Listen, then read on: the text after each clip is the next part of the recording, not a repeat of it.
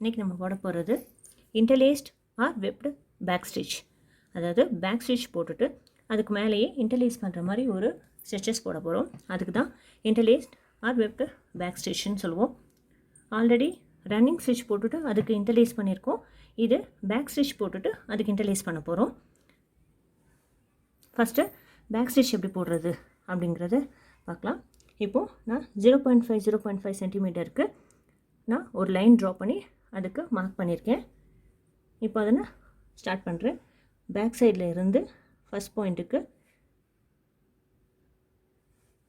Needle punch பண்ணி எடுத்துக்கிட்டேன். அதுக்கப்புறம் இது ஃபஸ்ட் பாயிண்ட், எனக்கு செகண்ட் பாயிண்ட் இது செகண்ட் மேலேருந்து கீழே விடுறேன்.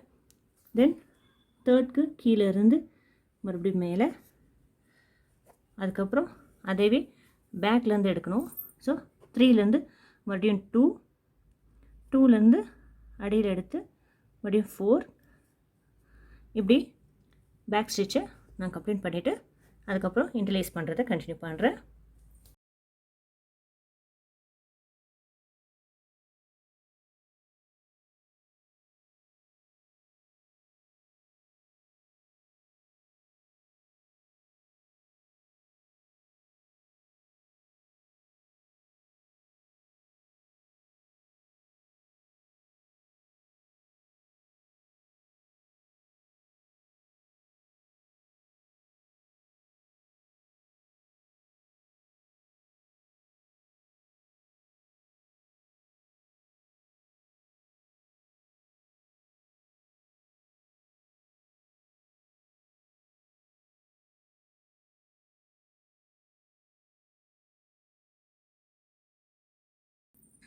ஓகே, நான் பேக் ஸ்டிச்சை முடிச்சிட்டேன்.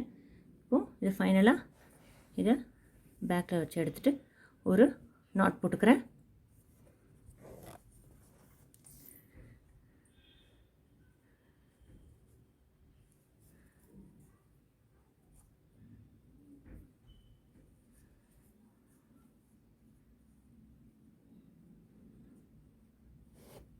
நாட் போட்டுக்கிட்டேன்.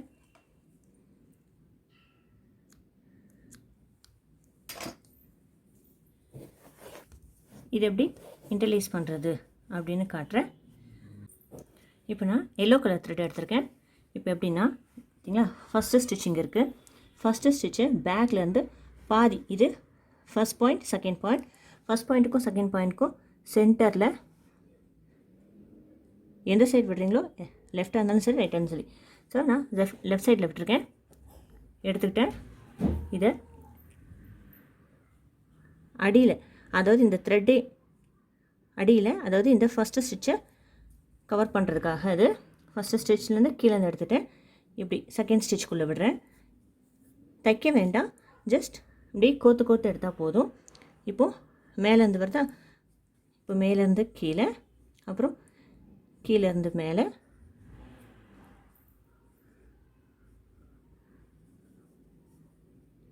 இந்த ரன்னிங் ஸ்டிச்சில் என்ன பண்ணுவோம் அப்படின்னா, விட்டு கேப்பாக இருக்கும்.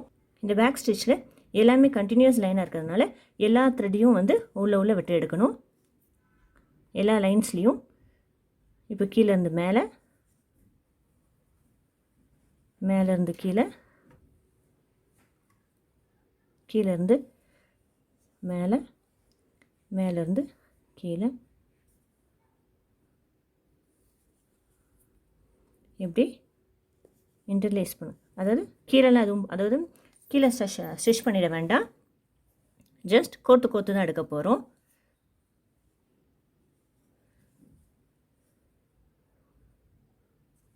இப்போது முடிஞ்சிருச்சு, கீழேருந்து மேலே முடிஞ்சிருக்கு. ஸோ இப்போது அப்படியே அங்கேயே சென்டரில் ஒரு பஞ்ச் பண்ணிவிட்டு நாட் போட்டுக்கோங்க.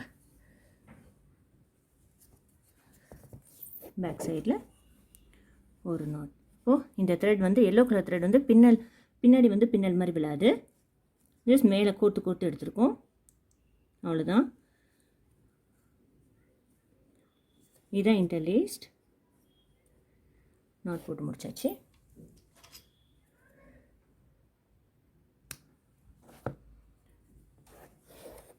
இப்போ இது ஒரு கலர் வச்சு இன்டர்லேஸ் பண்ணியிருக்கோம்.